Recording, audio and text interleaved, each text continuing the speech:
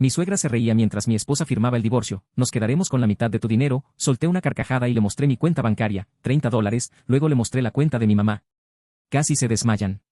Bueno, antes de empezar quiero que sepan que no soy el tipo de persona que comparte cosas personales en Internet. Nunca lo he sido. Soy más de los que se guardan todo, procesan en silencio y siguen adelante. Pero esto se lo tengo que contar a alguien. O a varios miles de alguien. Lo que sea. Me llamo Rodrigo Castellanos, tengo 47 años, y durante la mayor parte de mi vida adulta fui exactamente lo que el mundo define como el hombre que lo tiene todo. No lo digo con arrogancia, lo digo con la misma neutralidad con la que uno describe el clima. Soy empresario.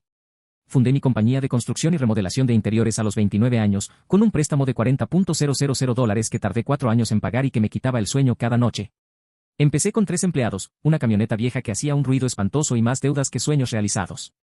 Hoy, 18 años después, esa empresa tiene 70 empleados en nómina, contratos con desarrolladoras medianas y grandes, y factura alrededor de $11 millones al año. Tengo oficinas en 2 ciudades, una cartera de clientes que tomé años en construir y un patrimonio personal que, antes de todo lo que les voy a contar, rondaba los $5.2 millones. Efectivo, propiedades, inversiones. El paquete completo. Vivo, o vivía, mejor dicho, en una casa de 4 habitaciones en una zona residencial bonita. No ostentosa, pero cómoda. La clase de casa donde uno quiere llegar los viernes por la noche.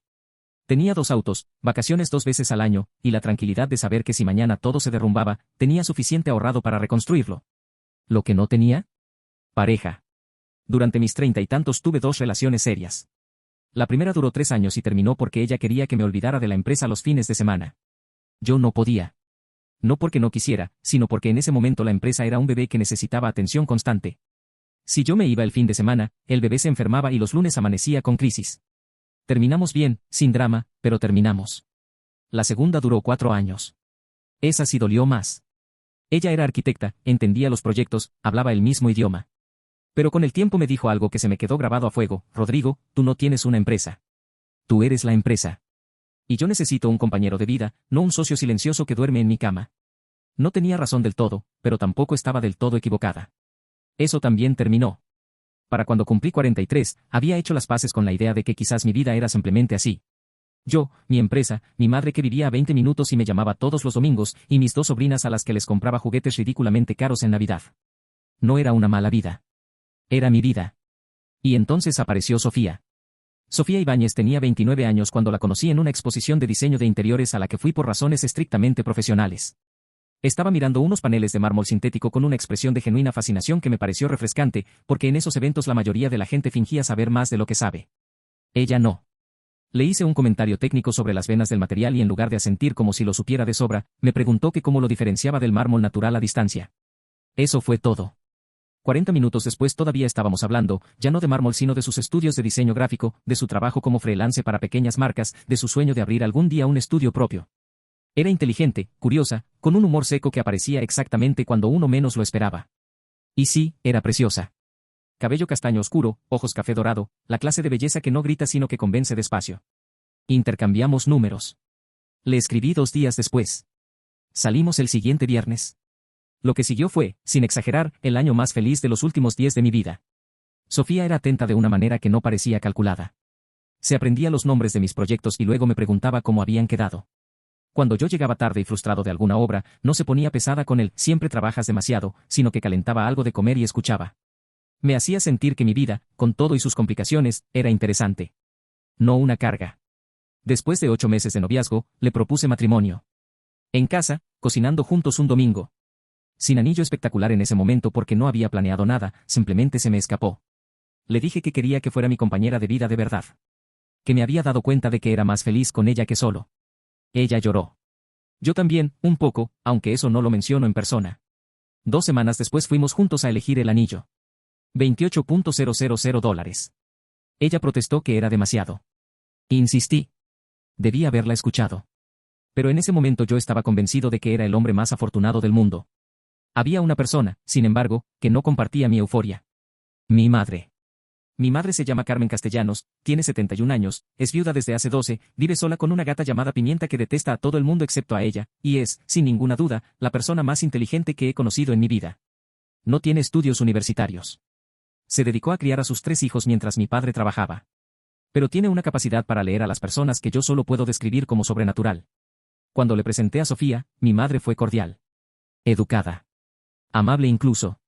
Pero esa noche, cuando Sofía fue al baño y quedamos un momento solos en la cocina, mi madre me dijo en voz baja y sin rodeos, Rodrigo, esa muchacha está midiendo tu casa.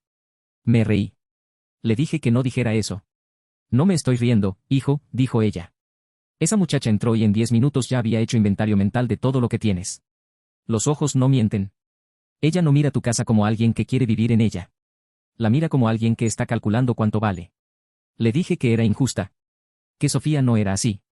Que yo la conocía. Tú llevas 8 meses conociéndola, dijo mi madre sin moverse del mesón. Yo la conocí en 40 minutos. Y lo que vi me preocupa. Esa conversación me incomodó profundamente. No porque creyera que mi madre tenía razón, sino porque en algún lugar muy pequeño y muy callado de mi cabeza, algo resonó, quiero ser justo con Sofía aquí, porque no todo fue malo desde el principio. Los primeros meses de matrimonio fueron buenos. Genuinamente buenos. Nos casamos en una ceremonia de 90 personas, sin exageraciones, un sábado de octubre. Fue bonito. Ella estaba radiante.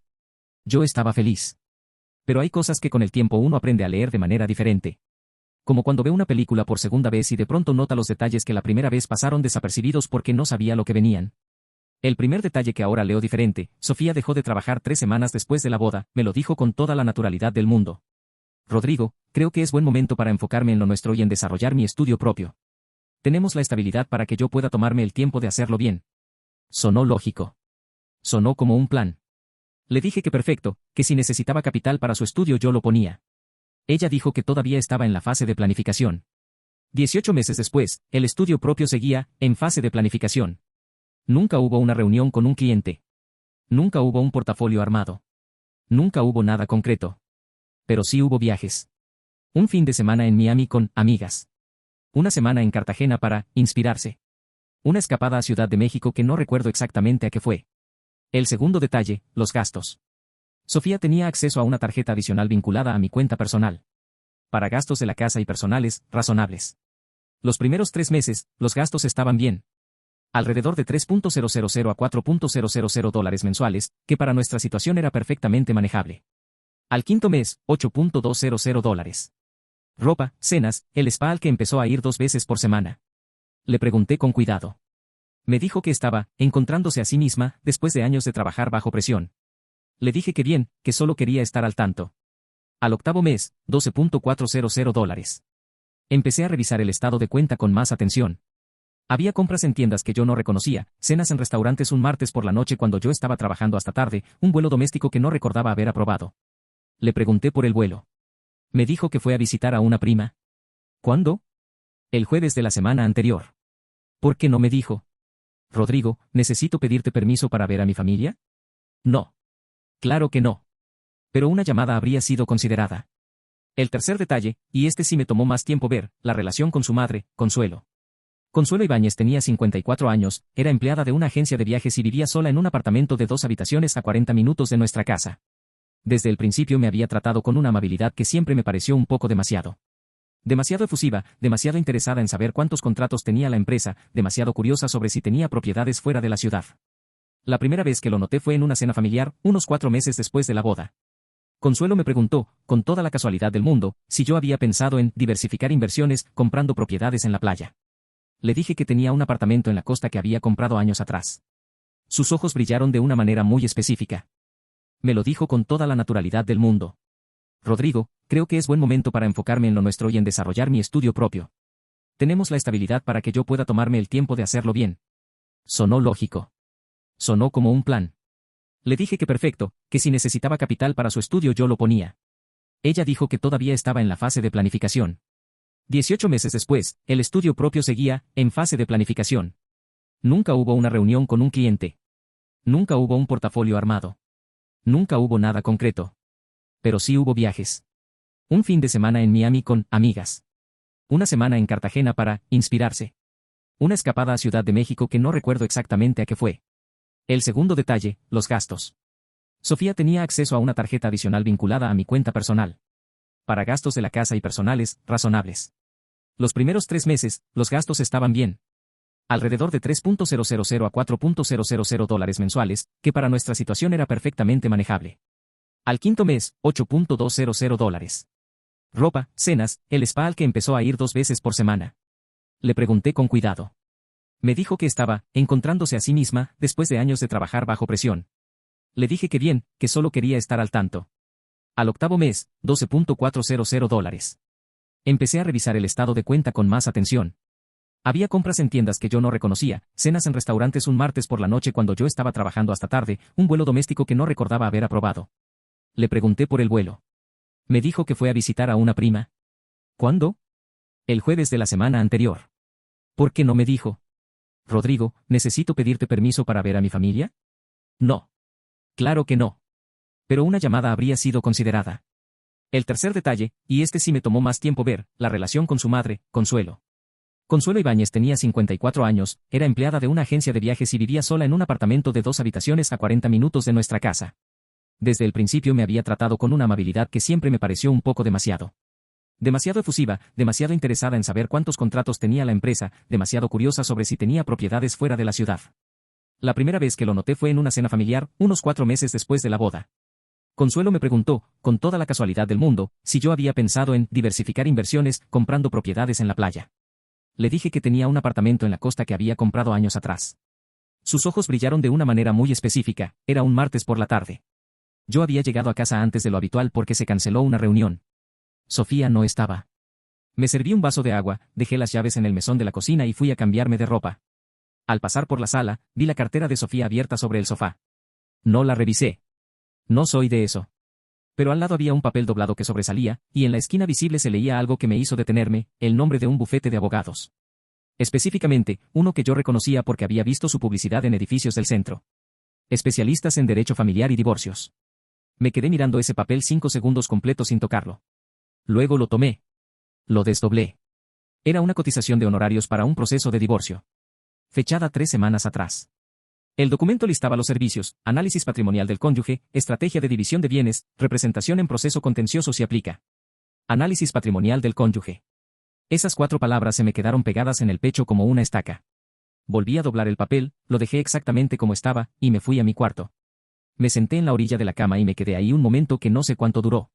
¿10 minutos? ¿20?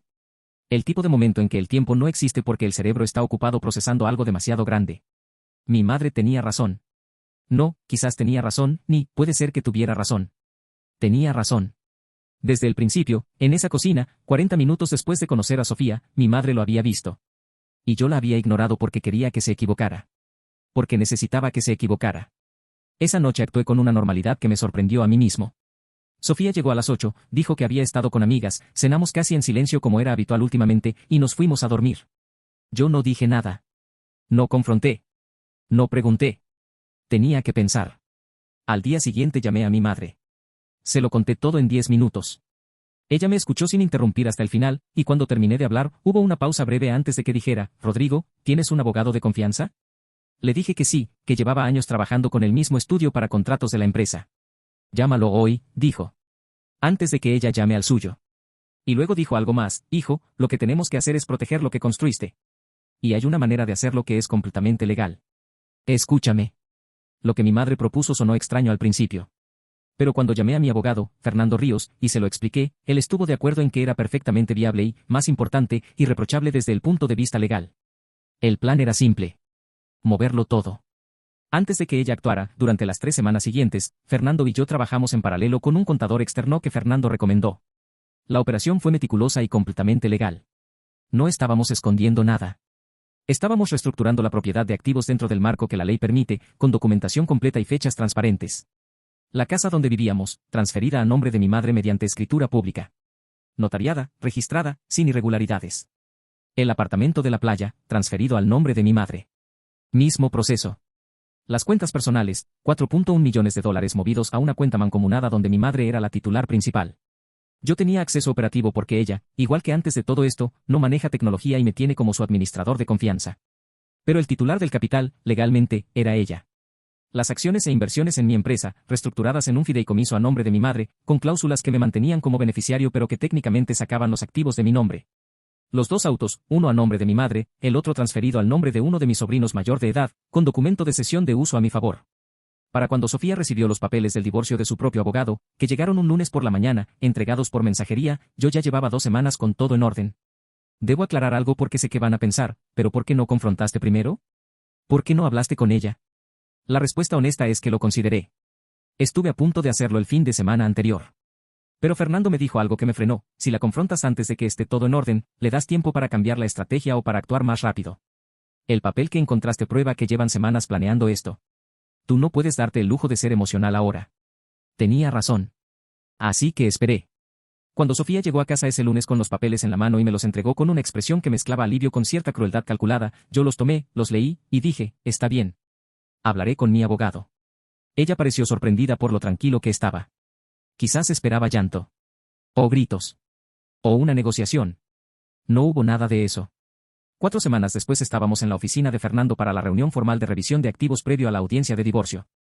Sofía llegó con su abogado, un hombre joven con cara de seguro de sí mismo que probablemente ya había calculado sus honorarios sobre la base del patrimonio que aparecía en los registros anteriores a mi reestructuración. Detrás de ellos, sin que nadie la hubiera invitado formalmente pero tampoco nadie había prohibido, llegó Consuelo. Consuelo se veía particularmente animada ese día. Llevaba ropa nueva. Se había cortado el cabello. Tenía la energía de alguien que está a punto de cobrar algo. El abogado de Sofía presentó una lista de activos basada en registros desactualizados: la casa, el apartamento, las cuentas, las inversiones. El total que habían calculado como patrimonio conyugal sujeto a división era de aproximadamente $5 millones. Fernando dejó que terminara. No interrumpió. Solo tomó notas. Cuando el abogado de Sofía terminó su presentación, Fernando dijo con la misma calma con la que uno describe el menú del día: esa información no corresponde al patrimonio actual del señor Castellanos. ¿Les compartimos los registros vigentes? El abogado de Sofía frunció el ceño. ¿Vigentes en qué sentido? Fernando le entregó una carpeta. En el sentido de que los activos que usted mencionó ya no están a nombre del señor Castellanos desde hace 5 semanas. Aquí están las escrituras, los registros bancarios y los documentos del fideicomiso. Todo notariado y registrado con fecha anterior a la presentación de la demanda de divorcio. Fue como ver el aire salir de un globo muy despacio. El abogado de Sofía revisó la carpeta en silencio. Pasó páginas. Volvió a páginas anteriores. Sofía lo miraba, tratando de leer su expresión. Consuelo se había quedado muy quieta. ¿A nombre de quién están los activos?, preguntó el abogado finalmente. De la señora Carmen Castellanos, madre del señor Rodrigo Castellanos, respondió Fernando. Y entonces Consuelo no aguantó más. Se inclinó hacia adelante y dijo, con una sonrisa que de pronto ya no tenía ninguna razón de existir pero que todavía no se había dado cuenta: eso no importa. Lo que importa es que la mitad de ese dinero es de Sofía. Ella aguantó casi 2 años con este hombre. Se merece lo que le corresponde. Y luego, bajando la voz como si fuera a decir algo particularmente inteligente: además, sabemos que ese dinero es suyo aunque esté a nombre de su mamá. No nos vamos a ir con las manos vacías. Yo la miré. Sofía la miró. Su propio abogado la miró con una expresión que decía claramente: señora, por favor no hable más. Tomé mi teléfono. Abrí la aplicación de mi banco personal. Señora Consuelo, dije con una amabilidad que disfruté enormemente, le voy a mostrar algo. Giré la pantalla. Mi cuenta personal, Rodrigo Castellanos, mostraba un saldo de $47. Lo que quedaba después de transferir todo y de los gastos operativos del mes. El silencio fue muy específico. No fue el silencio de la confusión. Fue el silencio de quien está recalculando. Eso no puede ser, dijo Sofía, con la voz un poco apagada. Puede y es, dije. Ese es mi saldo actual. Lo que tienen derecho a reclamar en este divorcio es la mitad de lo que tengo a mi nombre. Que son $47. Así que les corresponden $23.50. Abrí entonces la segunda aplicación. La de la cuenta de mi madre, que yo administro porque ella no sabe usar el teléfono para esas cosas. Giré la pantalla. Cuenta titular, Carmen Castellanos. Saldo, $187.640. Consuelo hizo un sonido que no era exactamente una palabra. Sofía se puso blanca de una manera que yo nunca le había visto. Su abogado cerró los ojos por un segundo, la clase de gesto que hace alguien que acaba de entender que cobrar sus honorarios va a ser más complicado de lo previsto. Eso es de él, dijo Sofía, señalándome. Ese dinero es de él. No de su mamá. Legalmente es de mi madre, dije. Está en su cuenta, a su nombre, transferido antes del matrimonio, transferido antes de la demanda de divorcio con toda la documentación en regla. Mi abogado tiene las fechas. Esto es un fraude, dijo Consuelo, poniéndose de pie. Señora, intervino Fernando con una calma que yo en ese momento envidiaba profundamente, le sugiero sentarse. Lo que hizo mi cliente es completamente legal. Las transferencias están fechadas y documentadas. No hubo ocultación de activos, hubo una reestructuración patrimonial dentro del marco de la ley. Si tienen dudas, pueden impugnarlo y un juez determinará que está en regla, porque lo está. El abogado de Sofía, que había estado en silencio los últimos 5 minutos, finalmente habló. Sofía, necesito hablar contigo en privado. Lo que siguió fue una pausa de 20 minutos en la que el abogado de Sofía le explicó, imagino, que la situación no era como habían calculado. Cuando volvieron a la sala, Sofía tenía los ojos rojos. Consuelo tenía los labios apretados. El abogado tenía la cara de alguien que está mentalmente actualizando su lista de clientes. El divorcio procedió. Sofía recibió la división de lo que legalmente me pertenecía a mí al momento de la demanda.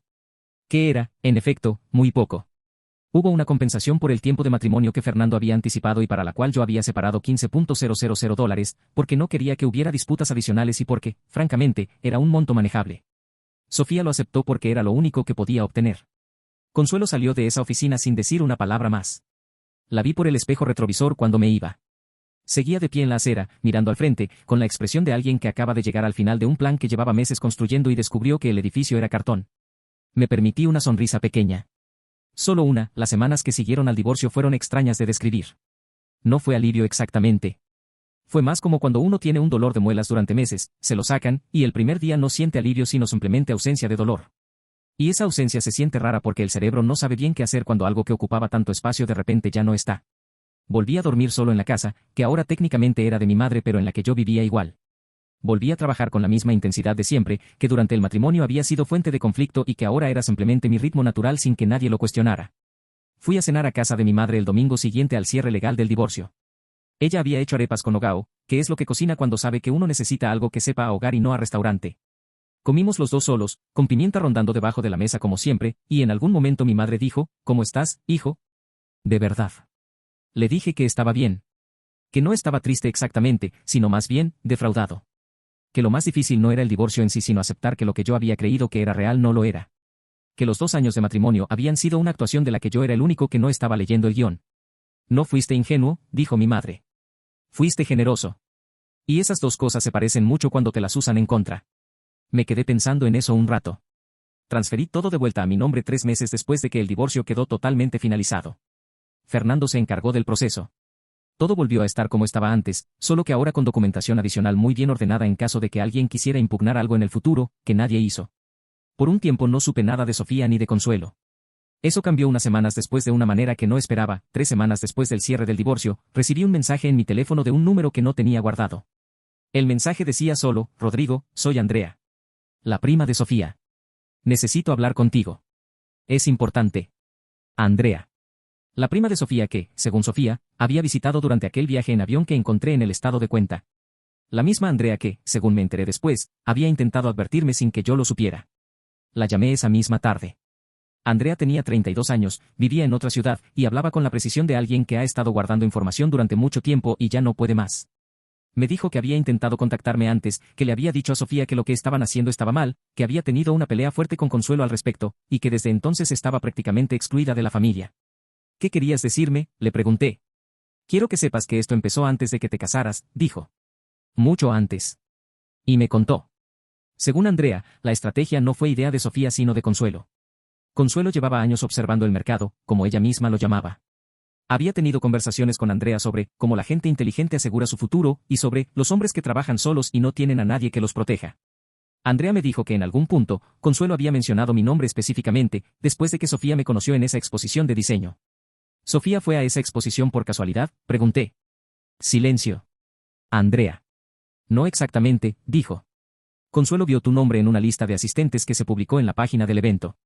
Sabía quién eras. Había investigado tu empresa. Me quedé en silencio un momento. Eso significaba que la conversación sobre los paneles de mármol, la que yo había recordado durante 2 años como el momento mágico en que conocí a Sofía, había sido coreografiada. Sofía sabía quién era yo antes de acercarse. La curiosidad, genuina, sobre el material, las preguntas inteligentes, la fascinación refrescante que me había parecido tan auténtica. Todo guionizado. ¿Sofía estaba completamente de acuerdo con el plan?, pregunté. Al principio tenía dudas, dijo Andrea. ¿Me lo dijo ella misma? Pero Consuelo es persuasiva. Y la idea de no tener que preocuparse por dinero nunca más es difícil de rechazar cuando te han criado con escasez. Eso último no me generó compasión, para ser honesto. Pero sí me ayudó a entender mejor la mecánica de lo que había pasado. Andrea me dijo algo más que me dejó pensando. Consuelo ya está buscando el siguiente. Sofía no, creo que esto la afectó más de lo que esperaba. Pero Consuelo habla de que, la próxima vez hay que ser más cuidadosas. Le agradecí a Andrea su honestidad. Le pregunté si quería que hiciera algo con esa información. Me dijo que no, que solo quería que yo supiera. Que le parecía injusto que yo hubiera quedado creyendo que había sido un caso de oportunismo espontáneo cuando en realidad había sido un plan deliberado desde el inicio. Hablamos media hora más. Al final me dijo, espero que encuentres a alguien de verdad, Rodrigo. No todos somos así. Le creí. Esa llamada hizo algo raro en mí. No me enojó más. Al contrario, de alguna manera me cerró una puerta que yo no sabía que estaba entreabierta. La puerta de la duda, esa vocecita pequeña que a veces me preguntaba si quizás yo había exagerado, si quizás Sofía sí había sentido algo real en algún momento y las cosas simplemente se habían dañado. No. Habían empezado dañadas. Desde el día 1. 2 días después de hablar con Andrea, hice algo que llevaba semanas postergando, llamé a mi madre y le dije que tenía razón. Completa y totalmente. Desde el principio. Ella solo dijo, lo sé, hijo. Pero me alegra que ahora lo sepas tú también. Pasaron otros 2 meses. Recibí una notificación de Fernando. El abogado de Sofía había intentado una impugnación tardía de la reestructuración patrimonial, argumentando que las transferencias habían sido hechas en anticipación al divorcio y por lo tanto debían considerarse fraudulentas. Fernando me llamó para informarme y también para decirme, con una calma que yo reconocía como señal de que no había de qué preocuparse, Rodrigo, esto no va a prosperar. Tenemos toda la documentación en regla y las fechas son irrefutables. Pero va a generar gastos de representación. Le dije que procediera. La audiencia fue 3 semanas después. Yo no estuve presente físicamente, Fernando me representó. Me llamó al salir. El juez desestimó la impugnación en 12 minutos, dijo Fernando. Literalmente. El abogado de Sofía presentó sus argumentos y el juez revisó la documentación y dijo que no había elementos para considerar fraude porque las transferencias antecedían la demanda y estaban debidamente documentadas. Caso cerrado. El abogado de Sofía, según Fernando, salió de la audiencia con la cara de alguien que acaba de trabajar 3 semanas por nada y ahora tiene que explicarle a su cliente que tampoco va a cobrarle por ese fracaso adicional. Sofía, me enteré por Andrea un tiempo después, estaba viviendo con Consuelo. El novio que según las especulaciones tenía durante el matrimonio había desaparecido en cuanto quedó claro que no había dinero de divorcio. Sin propiedades, sin inversiones, sin los millones que esperaban. Solo los $15,000 de compensación que yo había dispuesto, que para cuando pagaron al abogado y cubrieron deudas que aparentemente habían acumulado durante el proceso quedaron en muy poco. Consuelo tuvo que volver a su trabajo en la agencia de viajes. Sofía comenzó a buscar trabajo como freelance de diseño gráfico, el mismo que había dejado cuando nos casamos porque iba a abrir su propio estudio. El estudio que nunca existió más allá de la intención de usarlo como excusa para no trabajar mientras esperaba el divorcio. No voy a mentirles, si sentí algo cuando me enteré de eso. No fue alegría exactamente. Fue justicia. Que son cosas que suenan parecidas pero se sienten diferente. La alegría es ligera. La justicia es más pesada, más seria, más quieta. Algo que me llamó la atención en este periodo fue lo que pasó con la empresa. En los 2 años de matrimonio, aunque yo seguía trabajando con la misma dedicación, había cierta distracción constante. El peso de un hogar que no funcionaba, las peleas pequeñas que se acumulaban, la energía mental que consumía mantener una relación que en el fondo yo sentía que se estaba desmoronando. Eso tiene un costo que uno no cuantifica hasta que desaparece. En los 6 meses siguientes al divorcio, mi empresa creció un 18% en facturación respecto al año anterior. No porque hubiera hecho algo radicalmente diferente, sino porque estaba entero. Presente.